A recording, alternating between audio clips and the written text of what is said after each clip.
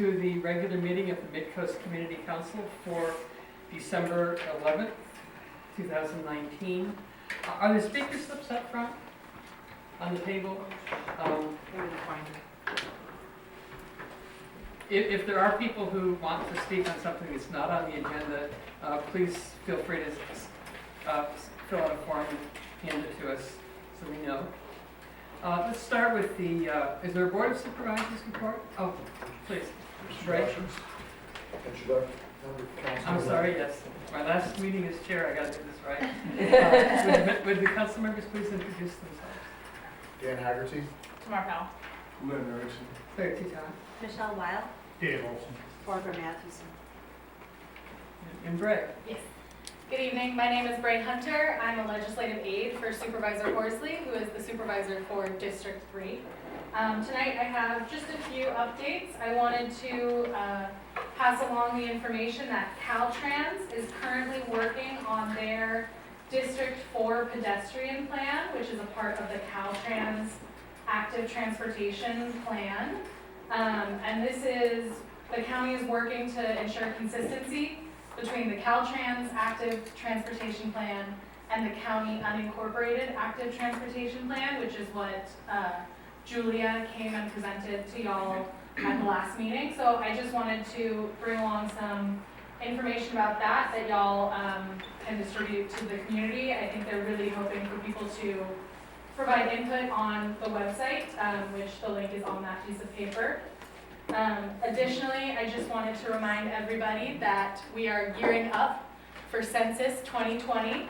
It will be in April, and I brought a booklet of information for the council so that you are able to answer questions that people may have. The website is live and very helpful. I have gone on it with some questions myself, and it's very helpful. I also wanted to talk about the county is currently beginning a process for getting some input about issues along the coast side.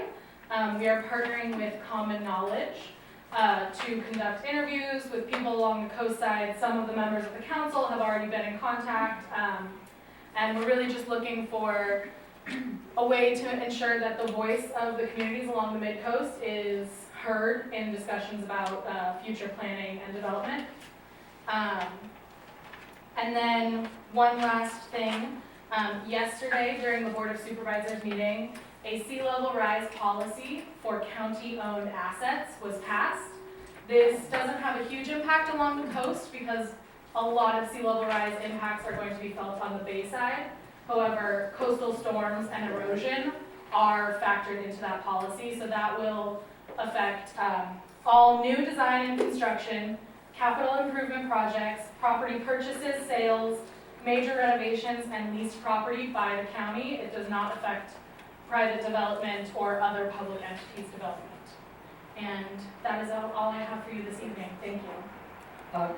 Grace, is that policy statement available for us? I believe that, so I had asked to try and bring it to y'all. There was an amendment to the policy, and so they're currently working on getting that out to the public. I believe it should be available tomorrow, and I'll double check on that and get back to y'all. Are there other questions for Bray? Back on the November 13th meeting, we talked about the issue with the EOC, Yes. and I haven't heard back from you.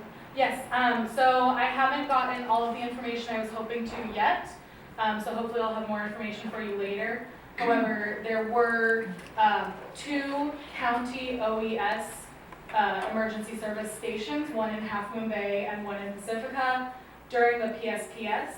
The one in Pacifica, unfortunately, the generator failed, so the only one available was in Half Moon Bay, but that was a county station, so that is available and ready for use by all members of the Midcoast. However, I have heard from all of you as well as other people talking to OES that communication regarding that was not adequate, and I know that that's something their offices are working on in preparation for the next. Whose office?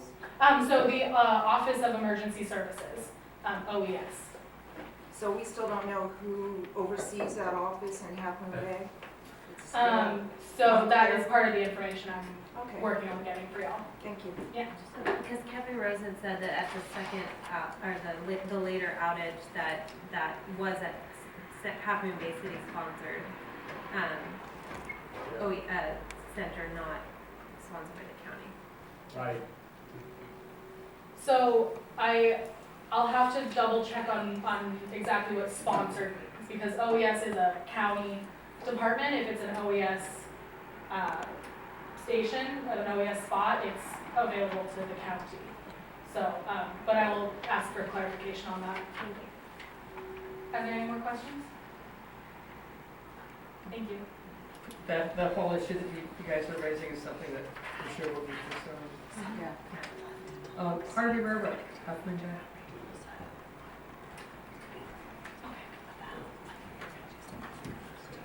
Good evening, council, public. Harvey Rohrbeck, mayor of Tarping Bay for another week. To answer the question about the relationship between the city and OES, the Office of Emergency Services, the city, there is a co-site coordinator for OES, and his salary is paid half by the city and half by the county. His name is Brian Mulder, and he's a full-time worker whose sole job is emergency preparedness on the coast side. I bring you greetings from the north. Happy holidays to everybody on the council and Midcoast. I hope we have a productive and happy holiday season, and only good things will come. One of the things that have been a priority of the council have been tenant protections. We have been studying that for a while. And at the last council meeting, we had a first reading of an ordinance that will require landlords to give a one-year lease, minimum one-year lease to tenants. They don't have to take it, but they have to offer it. And that's effective essentially immediately, even before the provisions of AB 1482 go into effect. And the second part of the ordinance has to do with offering mediation between landlords and tenants of any stripe, any private residence or condo or anything else. If there is a dispute between tenants and landlords, they can take avail themselves of the opportunity to have a third-party mediator paid for by the city to make a non-binding determination. But that has, in other cities, has turned out to be a very useful thing. So that's the second part of this ordinance. And as you probably know, statewide, AB 1482 is going to impose rent caps on not all, but most commercial rentals. So we were holding off on our ordinance until we knew what the state was going to do. But AB 1482 is pretty comprehensive. I want to make you aware of a few upcoming events which may be of interest to Midcoast. On Friday, December 13th, we're having our Night of Lights, a wonderful event on Main Street, starting at 5 o'clock. There'll be parade, chestnuts, a lot of businesses will be open late, and it's a really nice event. So if you want to avail yourself of the holiday spirit, come on down to Main Street on Friday. Then on the 18th, which is a Wednesday, in the afternoon, there's going to be a press conference on the beach, I don't know which beach yet, that deals with the protection of our coast, and I'm sure you're all interested in that. You know that the City Council had already passed a resolution saying that we would not participate or have anything to do with offshore drilling, and that certainly affects the entire coast of California, and there's going to be a press conference to that effect in the afternoon, the 18th. And then in the evening of the 18th, the State of the City is going to be delivered by yours truly. You're welcome to come. That's going to be at the library, I believe at 6. Be glad to answer any questions. Thank you very much. Thank you, Harvey. Are there any other government representatives? I have a request to speak for you. Good evening, everyone. Barbara Dye, the Vic Redondo Community Services District. I just wanted to mention an issue that we've been dealing with for a number of years.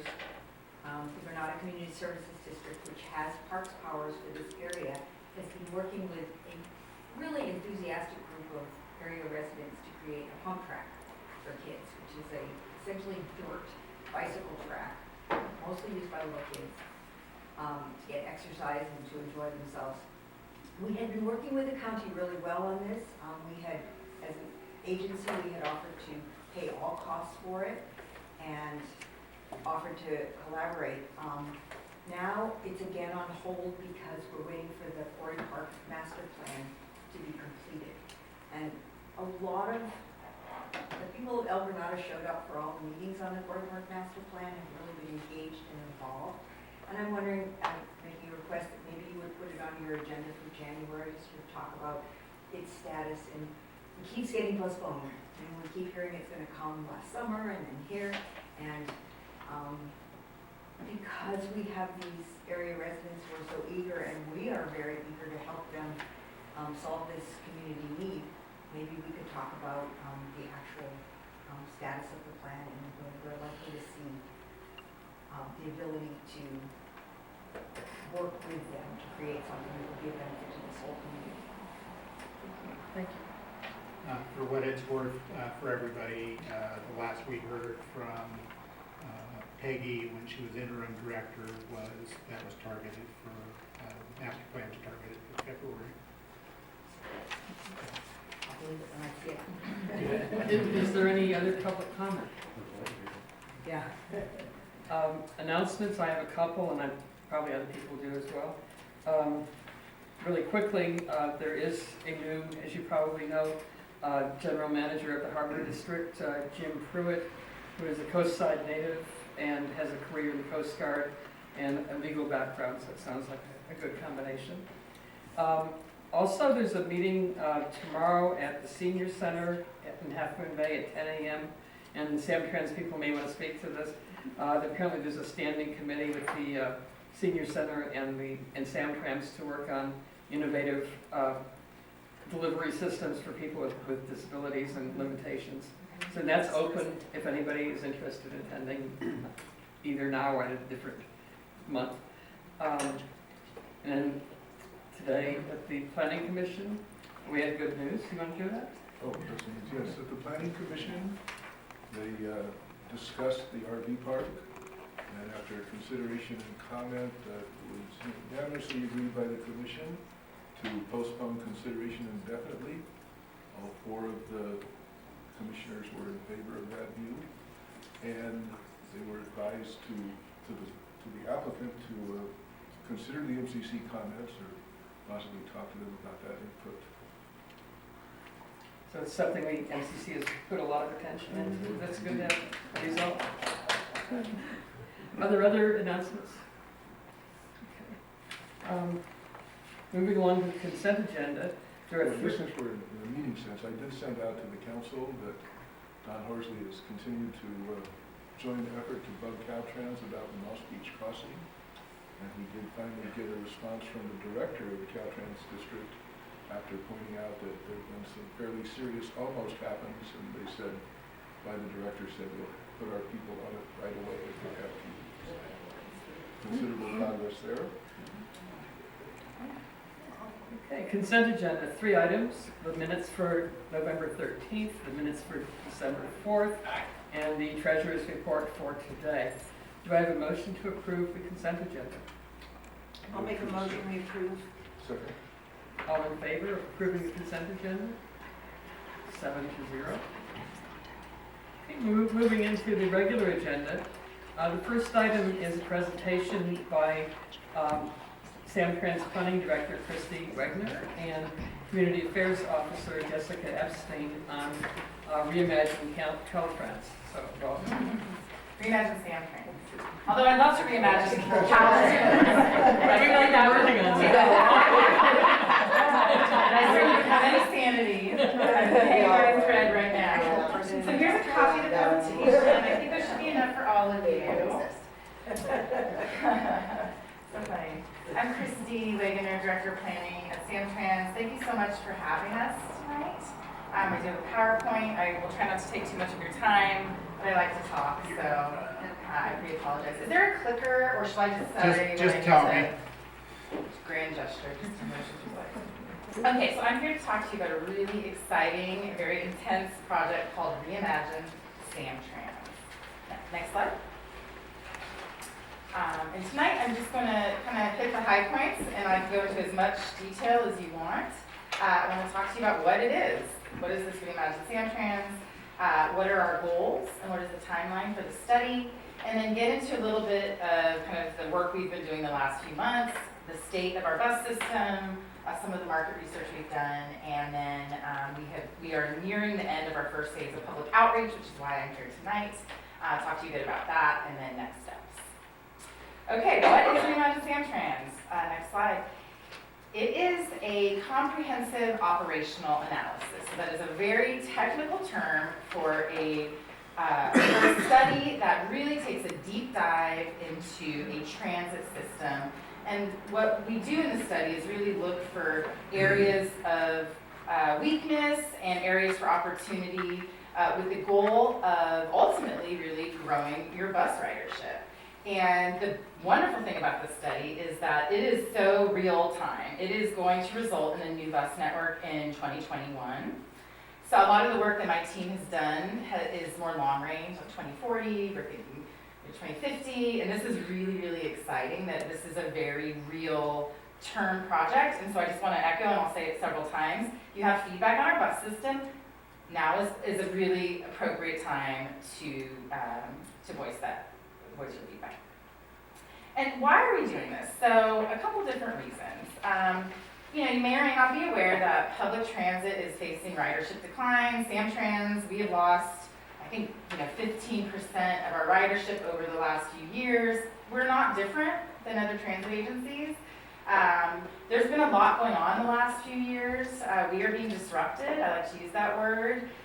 Mobility is changing. Technology has fueled new mobility options, and it's beautiful in some ways. The private sector has really stepped up to fill a need that I think a lot of us didn't even know existed. We see private shuttles, we see Uber and Lyft, we see micromobility, bike share, scooters, all sorts of different things. So, and it is changing our rider market. Not only does it sometimes take riders away, but it also changes expectations. Right? Everyone, we all want to know exactly where our Amazon package is or where our DoorDash is. You can see that in real time on a map. And like transit agencies and bus agencies have kind of struggled to kind of keep pace with this changing technology and these changing needs. So agencies do these periodically. Samtrans last did one in 2013. It was called the Samtrans Service Plan. I wasn't here for that study. I've only been here about a year and a half. But I did one of these in my previous job in Livermore. And so very typical to see these studies being done. And it's really to kind of press the pause button, to take a look at how your service is operating, and to look at your market for your ridership and look at your efficiency of your service and really respond to the comments that are coming through your riders and your non-riders and really try to, realign your routes and improve your service. One last thing I'll mention is we are uniquely positioned because of Measure W.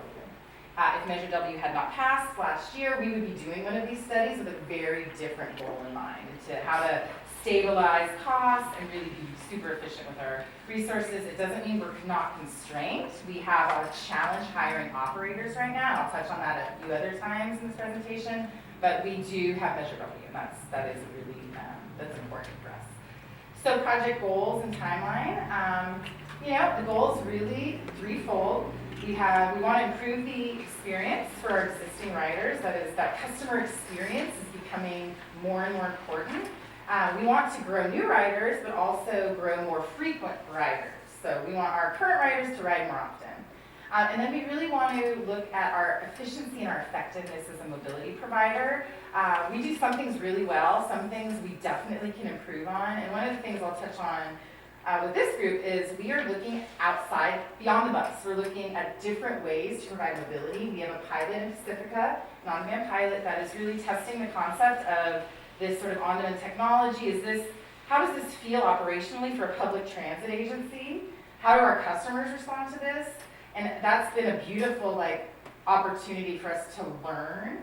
And what we're thinking about is, are there other applications of this technology in areas where they're low density, where we are right now, where this is a better option for providing coverage to people. So our timeline, this is a long study. I like to do things my way. So we are looking to approve a network at the end of probably early 2021, calendar 2021, and we would take some time to implement it. But so I'm going to back it up. Right now we're the fall 2019. We just finished our first round of outreach, and for this slide, I'll point out that we have 3 touch points of public outreach in this study. And this is a customer-focused, data-driven effort. We don't know what riders want. We need to ask, we need to understand what people like and don't like about our system, and we need to really take a deep dive into our data. So it's important that we talk to the right people and we get out there broadly at all stages of our outreach. So right now we're in our listening phase. Just tell us what you like, what you don't like, and then we'll come back out and actually start sharing route alternatives with people as we are developing them. And the last thing I'll point out on this slide is one of the biggest milestones sort of early in the project is the Samtrans board adoption of a service policy framework, which will help guide how we allocate our resources. And a lot of the work we've been doing for the past few months feeds into that. Next slide. Oh, and perfect, this is a little bit more information on that service policy framework. So we have sort of 3 channels that are feeding this policy discussion. We've got our data, which is state of Samtrans, we've got our market research, and we've got our public outreach. And all of these inputs will help guide our board in a discussion and eventually a policy action on how we allocate resources. So we are constrained, we can't do everything. We have a limited number of buses, we have a limited number of bus drivers. So is it more important to provide coverage and lifeline service to our community, or is it more important to generate new ridership by putting in really frequent service in areas where it makes sense? So these are policy level discussions that our board will have at their workshop in March. We are taking, I don't have any alternatives for you to weigh in on today. We're too early in that process, but that's work that will be coming in the early part of the new year's. What could this policy framework look like? We had a 4-hour workshop today with our staff to all brainstorm about what do we value in providing public transit service. We have competing interests sometimes. We have school, which is super important. We don't have yellow bus service, and we have commuter and express service. Those are peak services that compete for limited resources. So our board needs to understand, what do we value? What do our riders value? What do our community members value? And how do we make this decision and spread the love equitably and smartly? So a few slides just on the state of our bus system. We provide nearly 7 million miles of passenger bus service, which is crazy. We have 70 fixed routes. We serve more than 35,000 boardings a day, and I'll say that we have our top 4 routes carry the lion's share of our ridership. One route is our El Camino Real. It's a 26-mile route that has 120 plus bus stops. It runs every 15 minutes all day, and it carries 25% of our daily ridership. So we have a range of we have some workhorse routes that just do a lot of work, and they're like the spine. They're very important. We have other routes that really don't carry a lot of people, but are still very important and valuable to the network. This is a map of our network. I won't offend anyone in here if I say this looks like spaghetti. I think we have a challenging topography, as I'm sure you all know, living out here on the coast. We have a difference in our bayside and our coastside in terms of travel patterns, street network, density. And over time, systems, bus lines start to change on maps. You get people requesting deviations, and you end up with routes that are a little bit spaghetti-like. And so one of the things we're going to look at is, are there opportunities for us to make the service more direct? And is that something people want? Would that attract new riders? Where is it appropriate to do so? Next slide. Another really interesting thing we're looking at is where's transit likely to be successful in our county given demographics and land use? And so we know that transit riders, this is for our bus riders, this is nationwide. They are typically lower income. They typically identify with a racial or ethnic minority group. We see a lot of young riders and a lot of older riders, so under 18 and over 64. And we also know our bus riders typically don't have access to a car. We also know that where there's more population density, we see more bus ridership. So we took all of those things and we mapped them. And we came up with this transit likelihood map. So this is a map. It doesn't reflect where the riders are. It shows you in areas where there's darker green.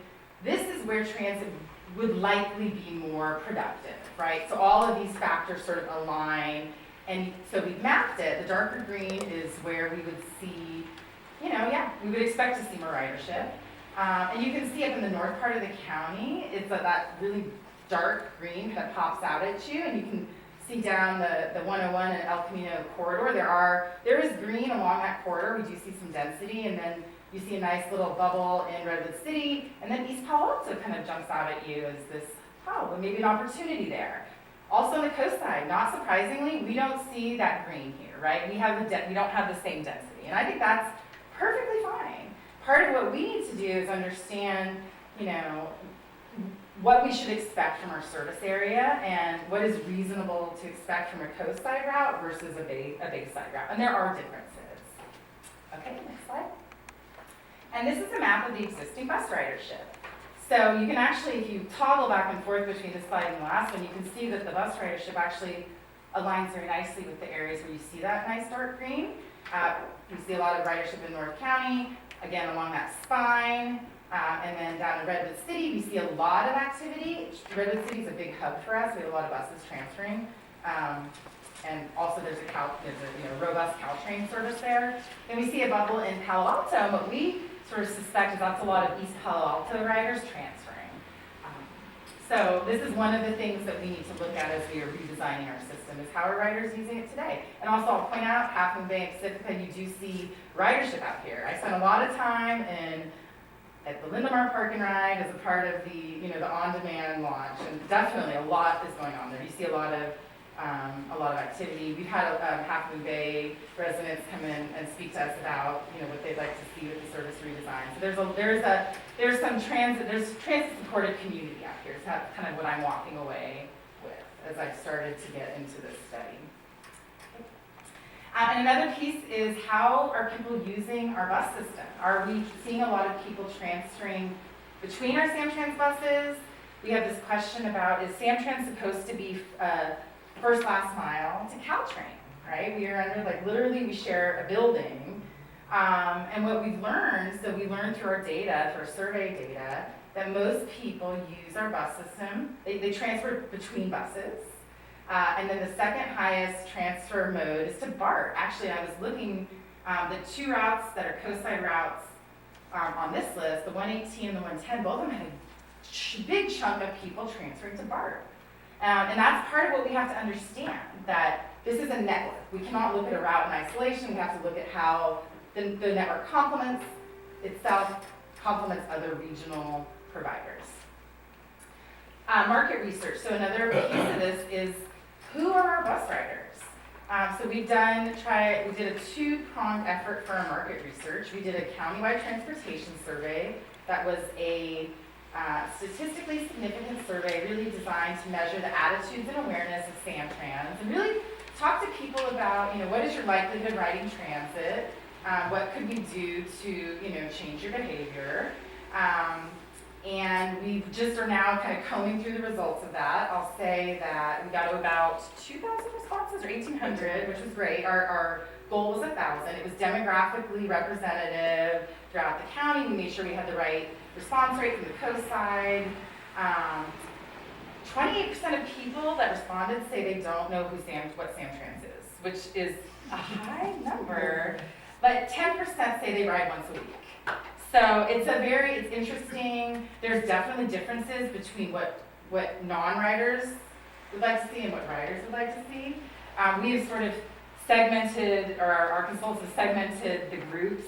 I don't have the list, but it's very funny. It's like transit, transit riders, likely transit rider, transit supportive, then we have like disillusioned, and we've got never will get out of their car, just don't talk to them, and we've got like these categories, and we can understand what those preferences are.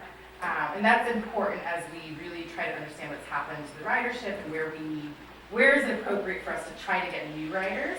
We need to be smart about that. We did 3 focus groups. I attended them. Fantastic opportunity. I've never watched a focus group. We had 2 rider focus groups, one in Spanish, one in English. We had 1 non-rider focus group. So just some great things coming out of all of these efforts. I'd say the top 3 things are people want frequency, they want better real-time information, and I'm missing the 3rd one. Oh, faster service. They want faster service. Okay, next slide. So we've been on an outreach blitz. I think we did 54 events in 2 months. It's going to 55 tonight. We're doing 56 tomorrow, 57, 58. So again, I cannot stress enough how important it is for us to listen. We are talking to riders. We're riding buses, or we rode buses. We talked to our riders. We had pop-up events. We came to Half Moon Bay. We came to Pacifica. We went to Caltrain stations, and we're now doing these sort of stakeholder presentations.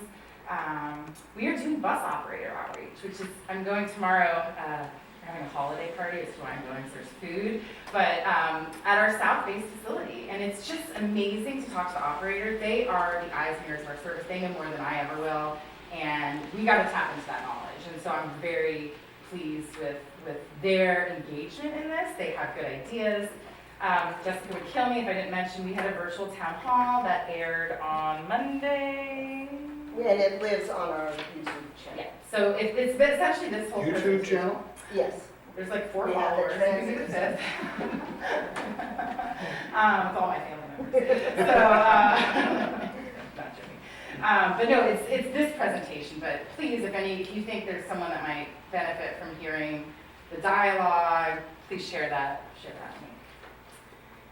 And we want to hear from you. Take our survey. We have a survey, reimaginesamtrans.com/survey. I'm leaving some flyers out on your table.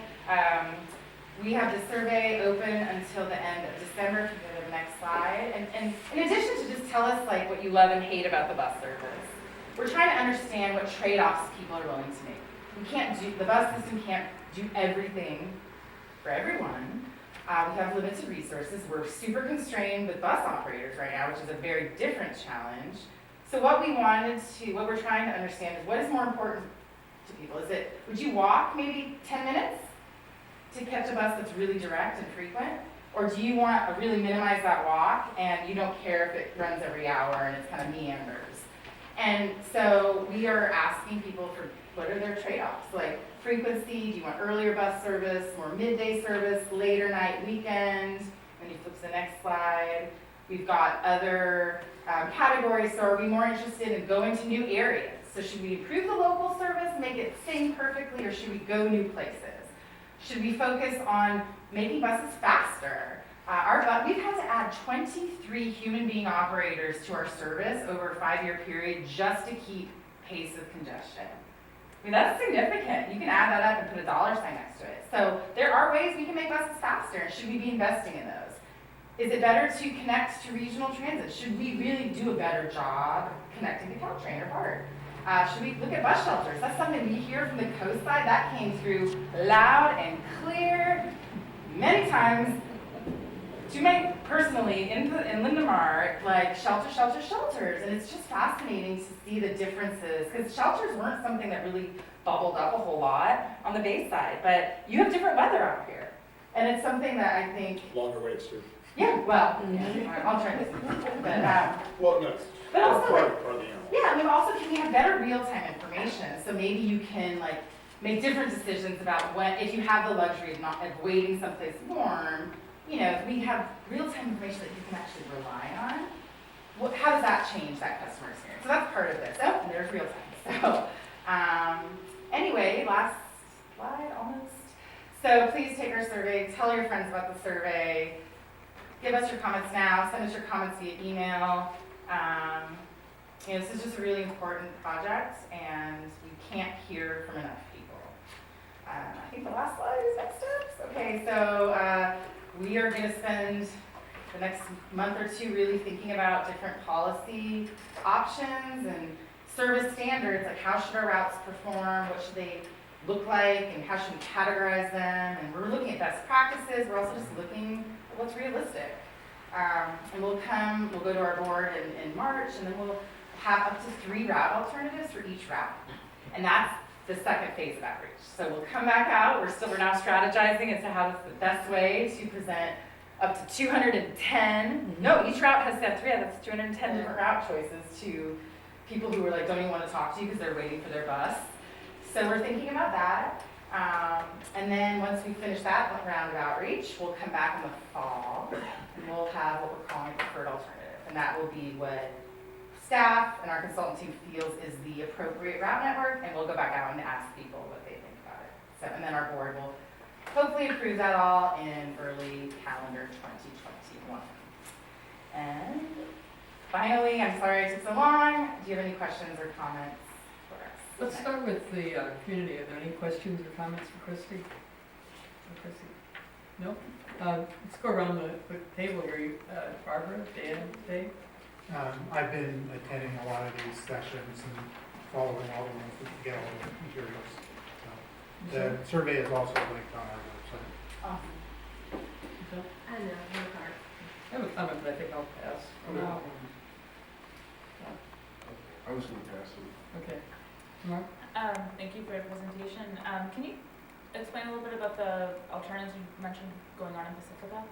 Oh, the pilot? Yeah. So we converted it was a very early flexible service called the Flex Pacifica. It operated with a smaller shuttle bus, so not a big 40-foot bus. And it did basically a big loop in Lindemar. And what it did was it could deviate up to a half a mile off of the route, but you had to call and book that trip a day in advance, and it could only deviate once per trip. So we had all this extra time built into the schedule for these deviations that were occurring. The bus was sitting and holding every trip in the middle of the trip for like 6 to 8 minutes. Passengers were fine with it. Operators were like, yeah, this is what I do. So it was like, maybe there's an opportunity to maybe do something different. So we entered into a partnership with Via Transportation.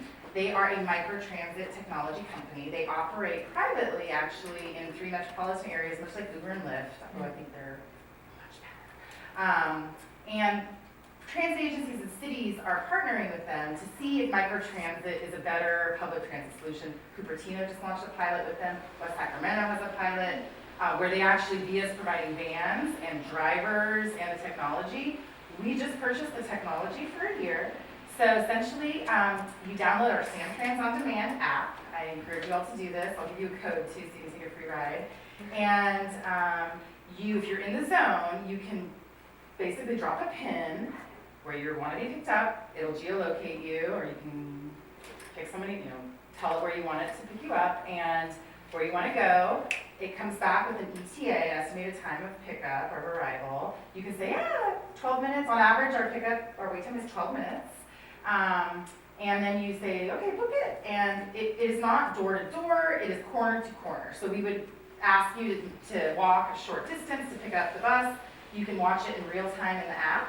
You can also, if you don't have a smartphone, which a lot of our riders don't, or they don't have data plans, we have a call center. You can call in and do the same, book your ride. So we're evaluating it right now. I mean, it's been an interesting project. It's been just fascinating in many different ways. We're just learning a lot about how hard it is to manage this technology. We're a bus company, and we're an old bus company, and this stuff is new to us. So it's a good learning lesson. But I think that there might be applications of this on the coast. And that's what we hear from people when they hear about this. They're like, we want this in Half Moon Bay, we want this other places. And so I am particularly curious about, can we see where this might fit as a part of reimagining? That's all. Yeah. Dan, you had something? Yes. First of all, I want to say, great that you're here. I think that it's, very important what you're doing. So, you talked a little bit about, ultimately, it's a lot about, you've heard about the concept of the last mile, right? So, I certainly believe that most direct possible, the quickest you get on the bus and you get to your destination as fast. I think that's the goal. And then a couple of things that can help get there is making it more, making it easier for if someone wanted to ride the bicycle from their home direct to the best stop. What would be there at that stop would need, to have some type of bicycle storage. Also, maybe the bicycle's not right, but somebody would be willing to drive out of the top of the hills and then drive down to the bus area and then have like a little park and ride. Yeah.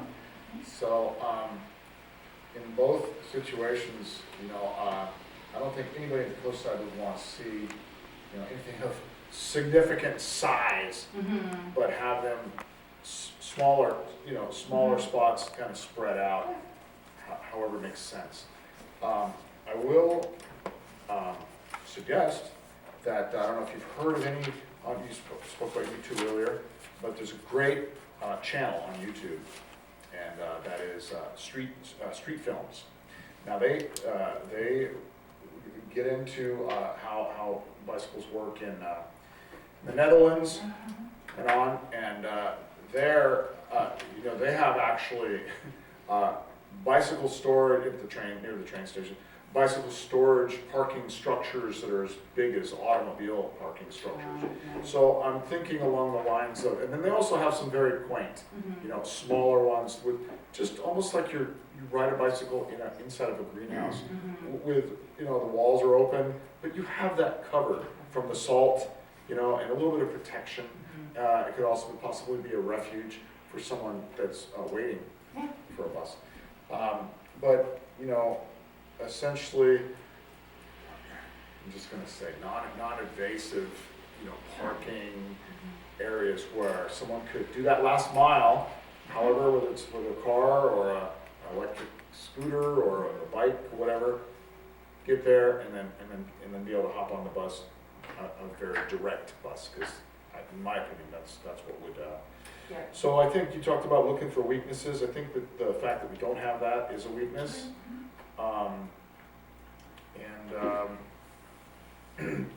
Aesthetics of any kind of a structure of what we're talking about, whether it's a small parking for cars or a structure for a bicycle, should obviously blend into the coast side and not be obnoxious.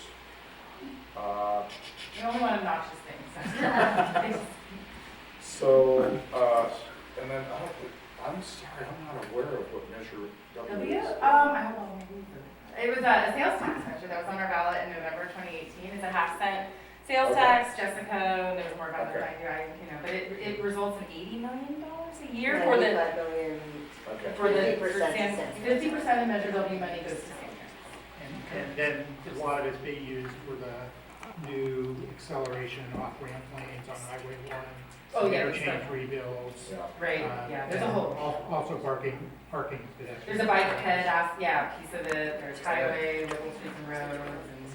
And then, especially in our area here in Coastside, likely in other areas as well, but if there was any concentration of, let's say, Samtrans identified, hey, this is a key location to have bike parking structures on both sides of the highway, that if something was developed, that now we've just introduced a key area where you're going to have a lot of congestion, which is going to just crossing the highway, which will just destroy the flow of our only, Yeah, highway one. arterial right So, my opinion, the answer to that is for, having a pedestrian underpass so that the, bicycle's gonna go in one direction, and then when they gotta turn around and go the other way, they don't have to stop, traffic.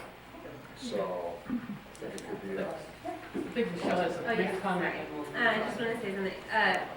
I think a lot of people here don't take San Fran's because it's so slow. I know personally, I take BART a few days a week into the city, but I drive there Which part? because Which part station do you go to? daily, Colmar Daily City. Okay. And yeah, it's really inconvenient. I've looked at the bus schedules. It would take an hour and a half minimum if I hit it exactly perfect, because I would have to go to the Lindemar parking ride, transfer, then go on. Transfer again to BART. Yeah. So I think just if there's anything, it's like, I think a lot of us here do take or would have a desire to take public transportation, BART and Caltrans.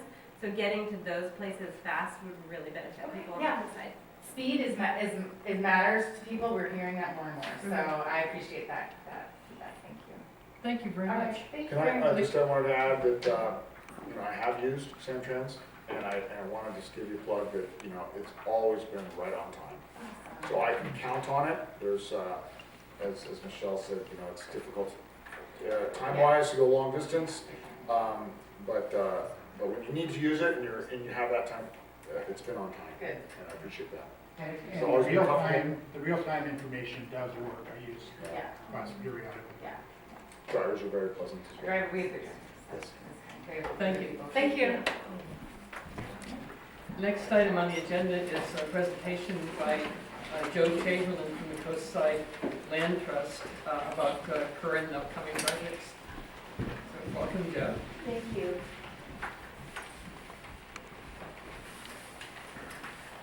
Thank you, Claire, for inviting me, and it's wonderful to see all of you here, wonderful council members and people in the audience. It's a privilege to be able to share with you the Coastside Land Trust.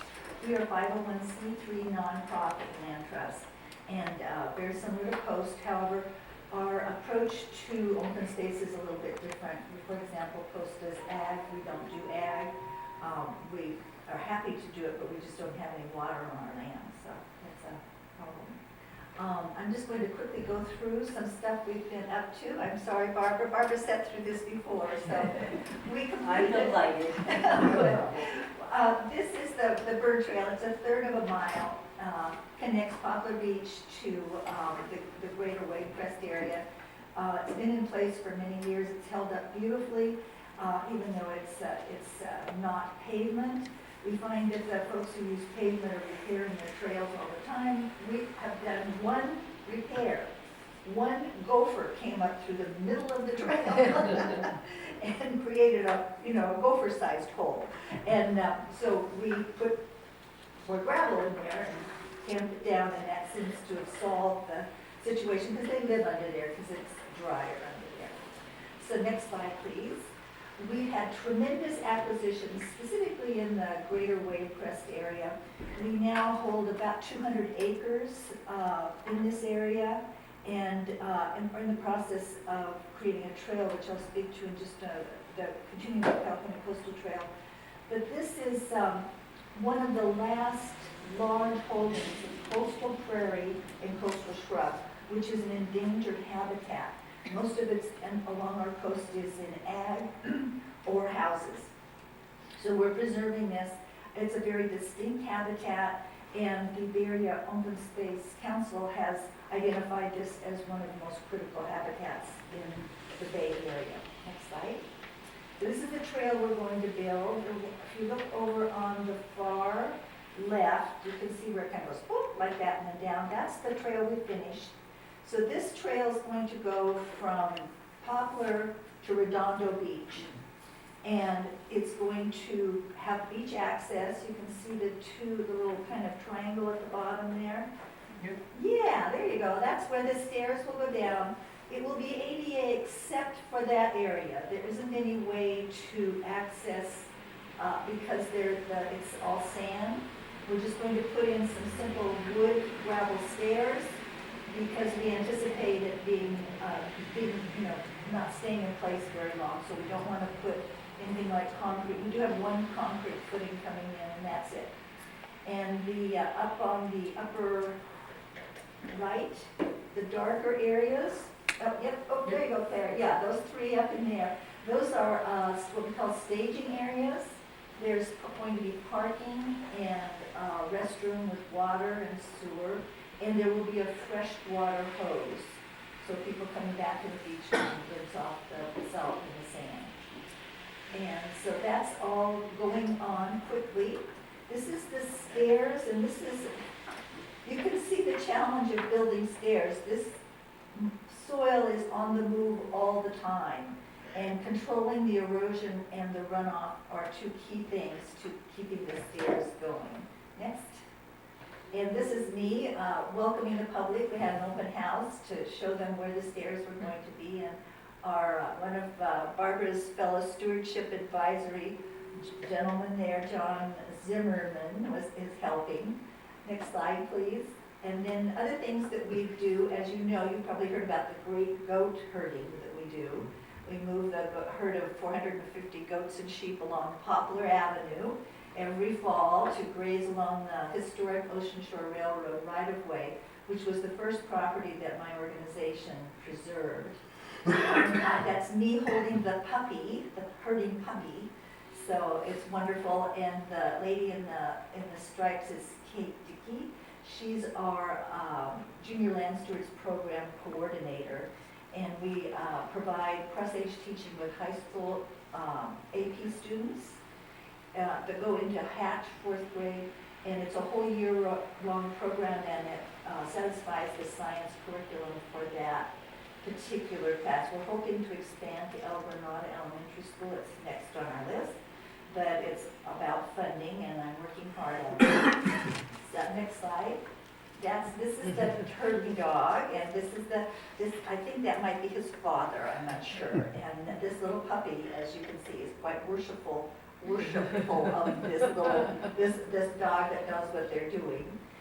We do work days where we take out invasive plants, and as we flip through here on next slide, I'll show you some of the things we do. This is graffiti, and we don't have a lot of it, but we do have some.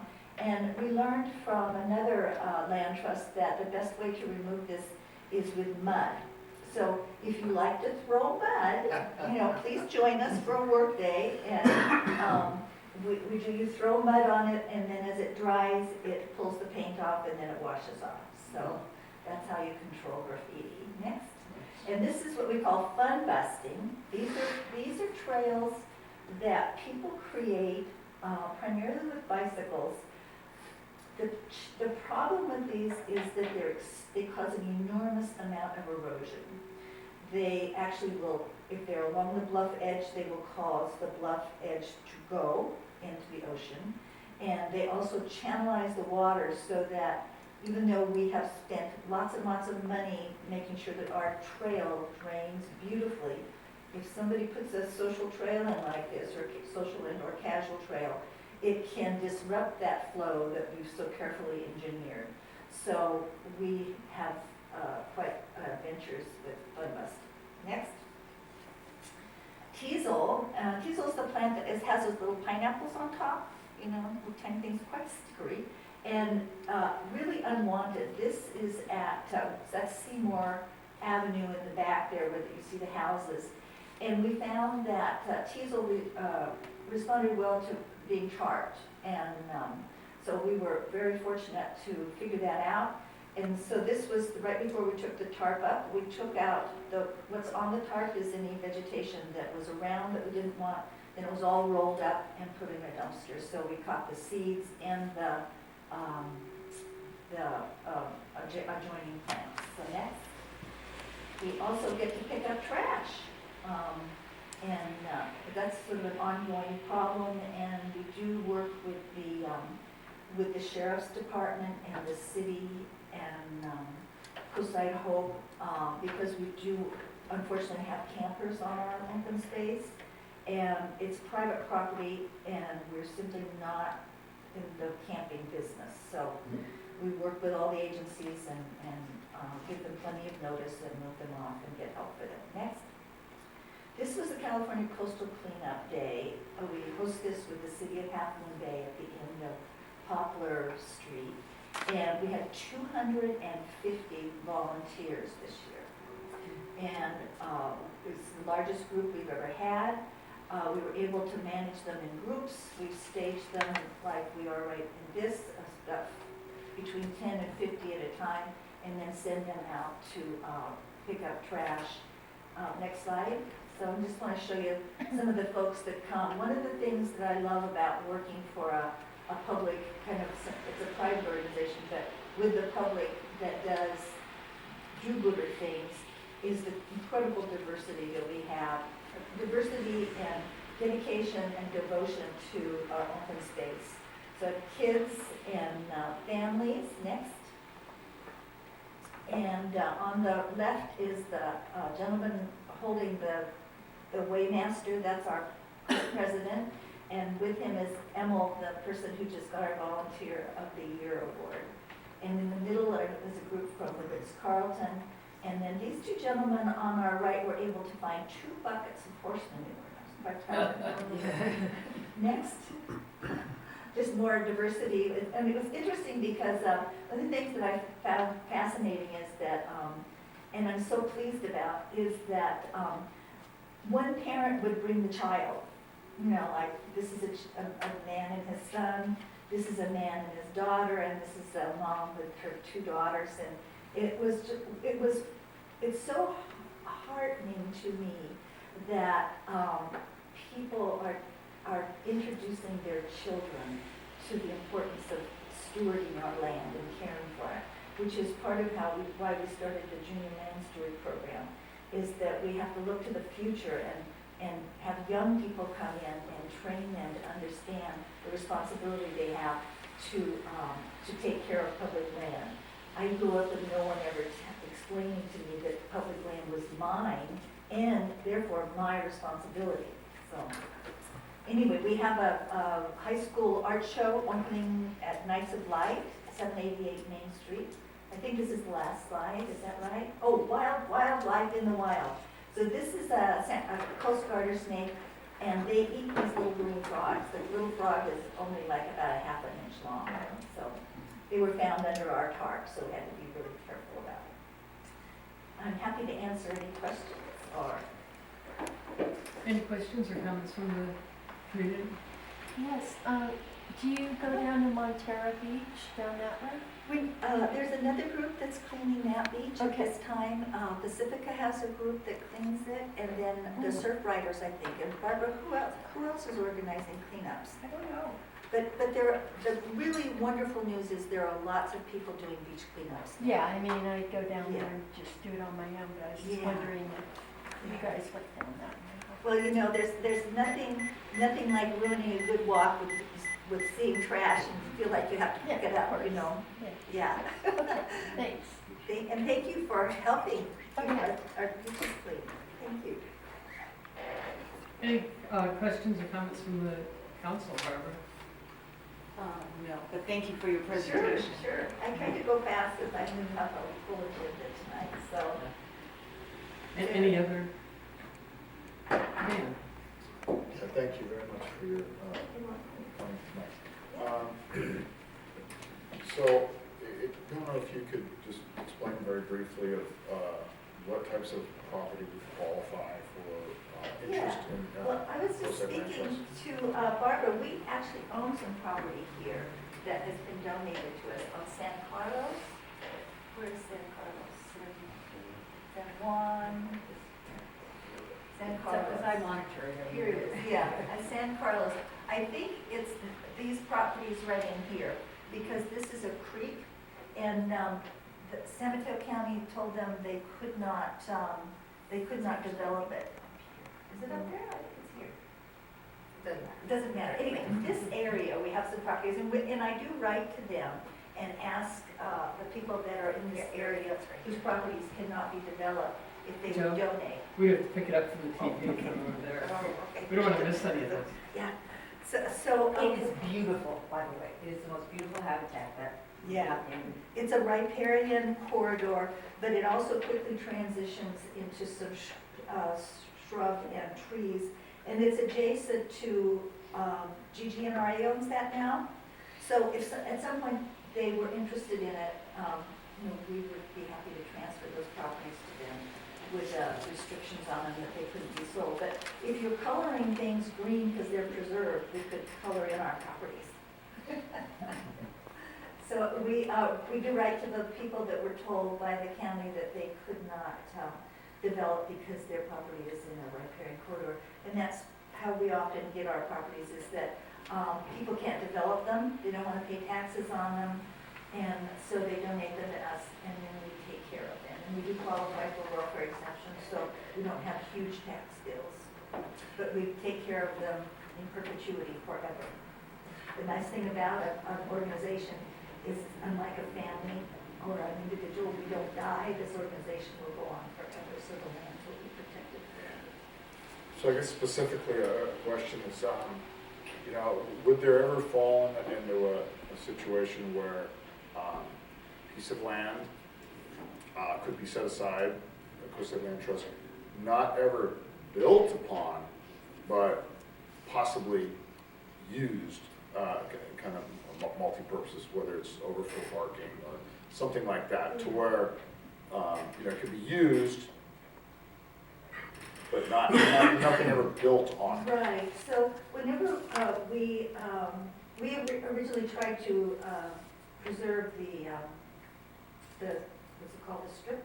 The burn strip, yes. The burn strip, and we were unsuccessful, so we were delighted when Renata stepped in and got it.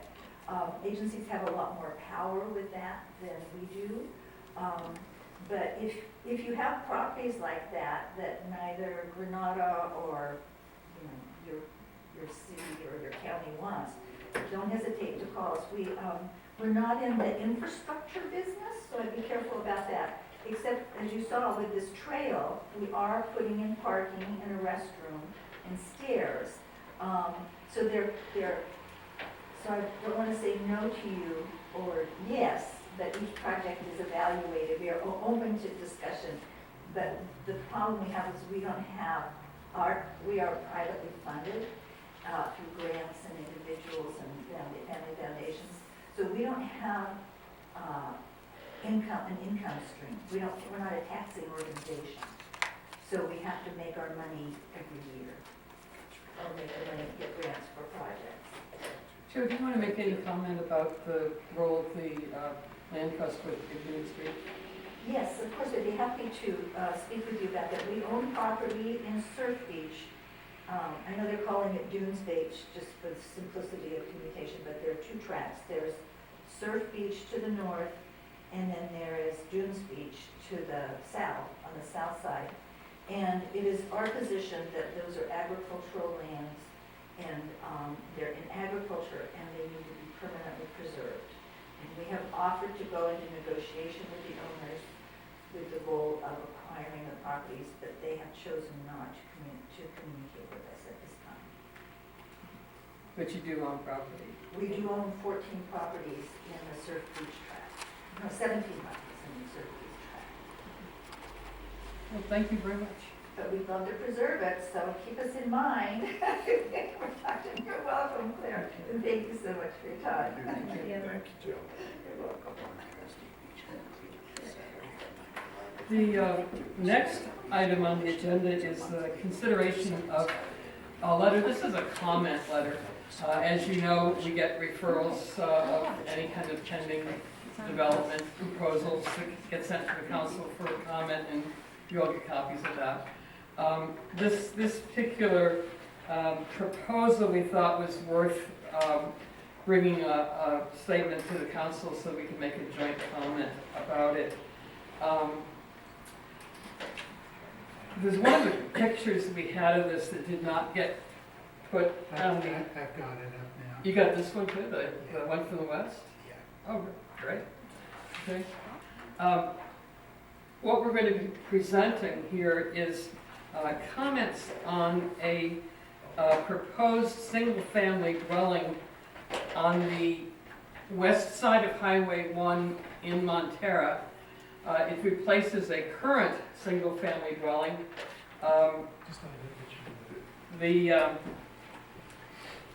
It's on a bluff, is in the scenic corridor of Highway 1. Which slide do you want to? That's good, that's really good. That's the architect's drawing of what the building will look like, and it's interesting, it's got a lot of vegetation, it's not visually intrusive from the ocean.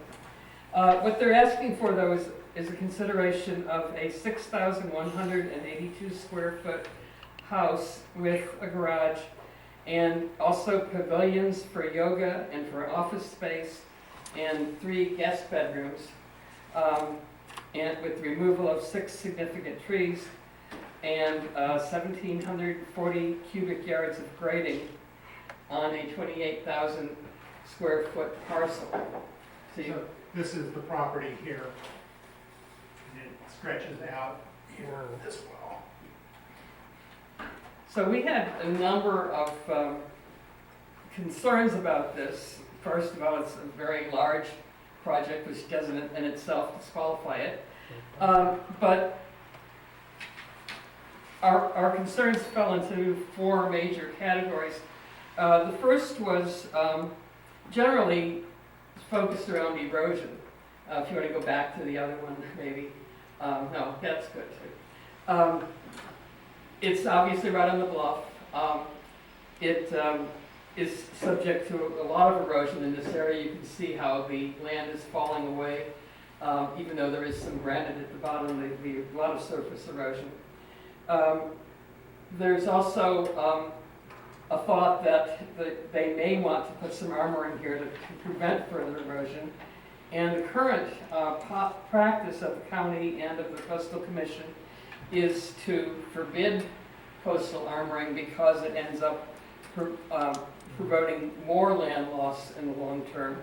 So we'd like them to put a deed restriction on this, preventing armoring, and also with the clause, which is also being used mostly nowadays, to say that if the thing starts to fall into the ocean, the owners of the property have to be responsible for removing any debris and making sure that nothing does fall into the ocean. So we're asking for that.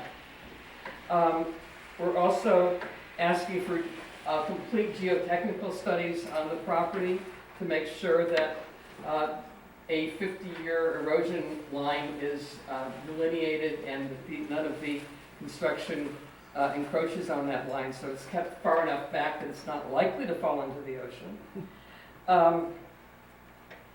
In addition, we noticed that there are a lot of, you can't tell from here because that's the old building, but in the plans there is a lot of paved surface involved, which promotes more erosion.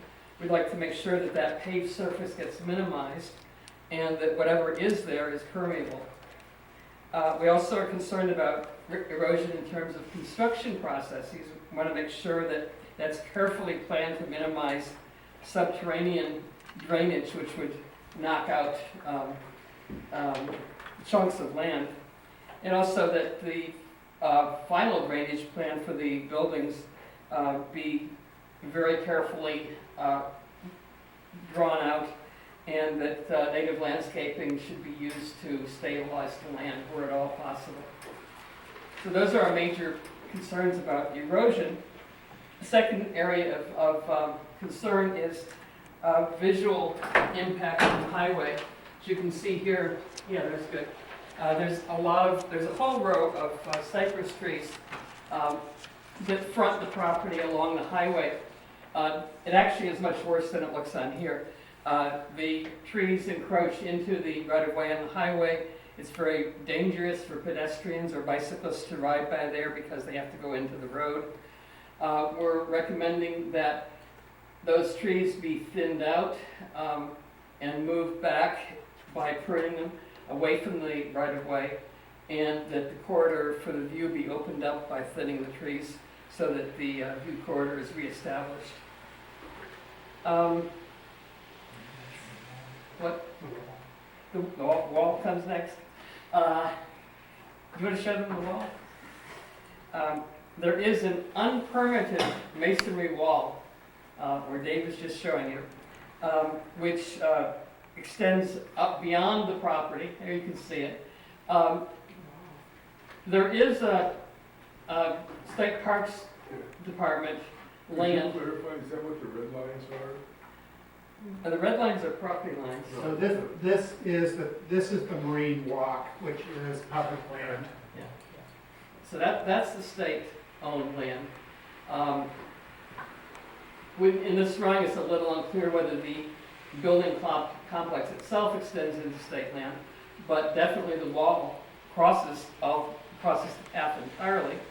So we're asking that that be taken out and that good studies be drawn up to make sure that it's not, that this project isn't extending beyond its boundaries, because it looks as though there may be some opportunity for it to be doing that. And then the fourth area of concern was that this has been regularly used for commercial events. There are episodes of people being bussed in, large buses parked out on the highway so that people can attend the events that are held here. And we're asking for a restriction of property that be used for the residential purposes that it is zoned to do. So these are the main points that we have on this, and I'm opening it to questions and discussions. First from the public. No comments? Okay. Barbara? Well, it's a pretty house, but I agree that it's pretty big. And the erosion, from the look of the picture of the cliff, it looks like that's just gonna continue eroding over the years, so. There's substantial erosion here Yeah. at the end of, I believe that's Sea Cliff. Hey, The secret? Yeah, Yeah. and then this whole area is eroding and sliding. All these rocks down here are, fall from up here. so we're asking them to push to delineate the 50-year, what do they call that, line of erosion? And in the past, I know that there's been a lot of commercial stuff going on there, music videos and movies and what have you. Do they have permits, do you know, for that, or are they just doing that on their own? Yeah, they got code compliance violations on a couple. They were supposed to stop, and then they had at least one more, and the new owner had one as well. Well, I support the letter. Dave? I completely support the letter. I did want to point out that most of the excavation comes from, this is actually 2 stories. There's another full story down here. But below ground? Yeah. And my concern about the erosion, in particular, I brought this up during the Valamar Bluff project as well, is there's a layer of mud in those bluffs, and the water percolates down to the mud layer and then runs out. And what happens a lot of the time is when the water runs out over the top of that mud layer, big chunks above it slop off. So you want to be very careful to spread the water out as much as possible. Michelle? Yeah, I helped with this letter and I completely support it. Dave, Michelle, and I wrote this together. None? No comments? Okay. Is that a hot tub or a fire pit, or do we not know? Just curious. I'm guessing it's a hot tub, but I don't know. Yeah, it's hard to imagine that this wouldn't contribute to the dramatic erosion that's visible in that picture, so, yeah, I support the letter. Dan? I support the letter. Do we have a motion to approve the letter? I'll make a motion to approve the letter. I'll second. All in favor of approving the letter as written? Well, do we want to ask for public comment? We did. Okay. Thank you, 7-0. I hope I didn't cut anybody off. Okay, good. Moving on to the last item on the agenda is election of officers for 2020. You all saw the memo I sent out. I think it's a good opportunity for everybody to think about their commitments to the council and recognize everybody who's done everything that they have this year and looking forward to next year. So let's open the floor for nominations for chair. I'll nominate one. I'll second. Are there any other nominations for chair? All in favor of Len for chair for 2020? All opposed? You're abstaining? Okay. 6-0.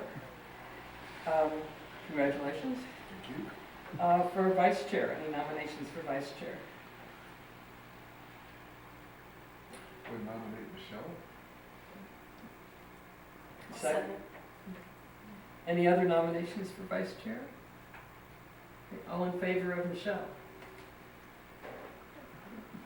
6-0. Congratulations, Steve. Yeah. For secretary?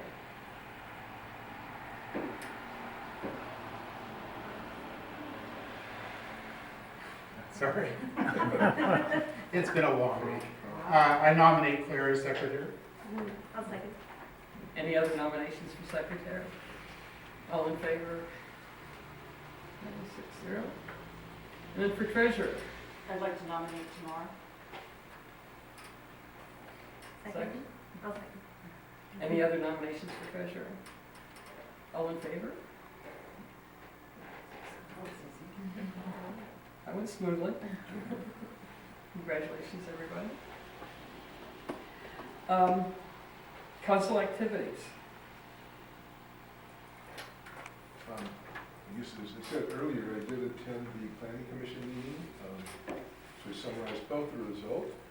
I think Lisa Ketchum came armed with a considerable number of specific items, which I think were helpful to move the effort along in a positive direction. What also struck me, though, is that two members of the two commissioners, not Lisa, spoke out, and when they were speaking in favor of it, one of the key points they mentioned was the gateway nature of this area.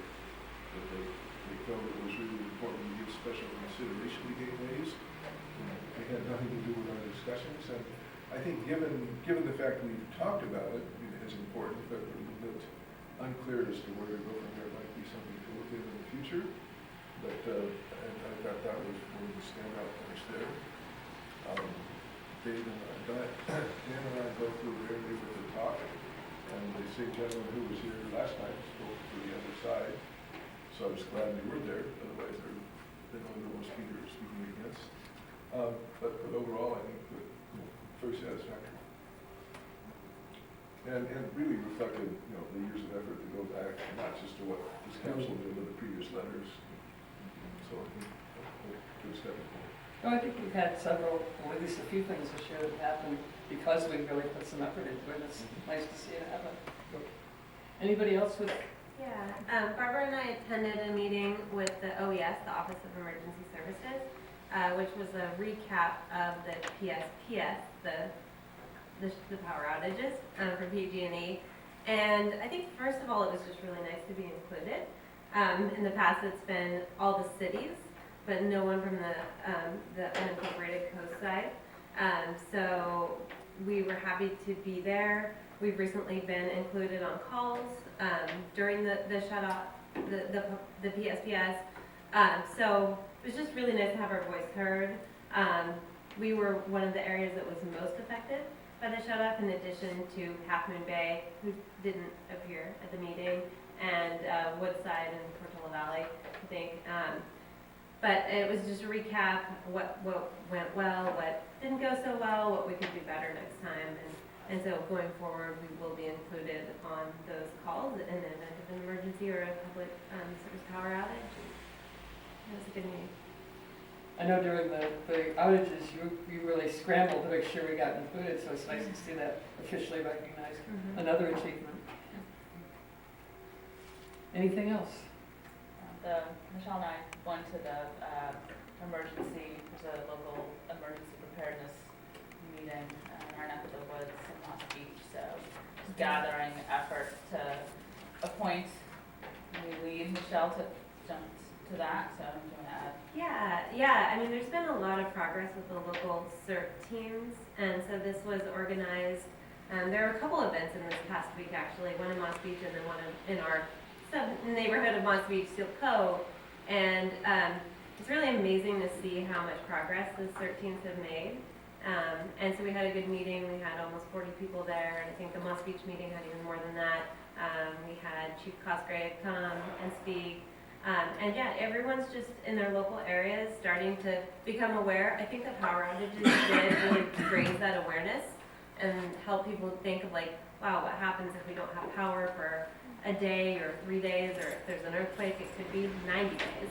So getting what they need on an individual level to prepare, and then taking, having volunteers to help lead those teams for the neighborhood and get more people trained in CERT and ham radio and some of the other ways that we'll be able to communicate and help and take care of each other during a major emergency. Anyone else? Future agendas, there's a couple of things on the agenda here. Michelle and I think have something we want to present on bicycle pedestrian safety, and I guess the retreat will be coming up. I'll turn it over to Lynn. Well, I guess as far as the retreat, 2 points to make. The first is, it's important at this meeting, since it's the last meeting of the year, to actually choose a date for the retreat in January. So if people would take a look at their calendars. This event is typically on a Saturday. I hope that's good. And our first meeting in the new year will be on January 8th. So I believe that gives us really to work with, what's that? January 8th will be our first meeting, and that makes the following 2 Saturdays, the 18th or the 25th, 2 Saturdays to consider in terms of the retreat, because I think we really want to have one meeting to make sure we framed it well, etc. It's another meeting on the 22nd. Right, there is. I'm looking for the date of the Saturdays. Lynn, Yes. I hate to be that guy, but I work Saturdays, Okay. and so it's gonna be difficult right now to make a Saturday in January. How about a Sunday? Yeah, a Sunday would be better. I'm sorry, everyone. Oh, that's okay. One of those weekends is a 3-day weekend. Yeah, the 18th. Okay, so we should probably avoid that weekend. So then if we looked at the 26th. Or potentially an evening, but that might not work. I think How we, many hours do you need? what's that? How many hours do you need for this? Well, typically we run both the morning and afternoon sessions, so see, that's a 4-hour block with a lunch break in there. So I think an evening is not. 3 to 4 hours is pretty much what we usually need. Or 4 to 6, somewhere between 3 and 6. So that would Break bring it up us, into 2 meetings, or is that just not, It's Pretty sort of tough. hard to keep the train flat. one consideration here is the supervisor, so you need to be speaking for him as well. Okay. I But don't you have don't access to carry his his calendar calendar? on my cell phone. So I guess what I'd say is, if we want to give strong consideration to Sundays, and we've eliminated the 18th, 19th because of the school holiday in there, public holiday. So that probably puts the 26th of January is probably the first primary option. Or the 12th?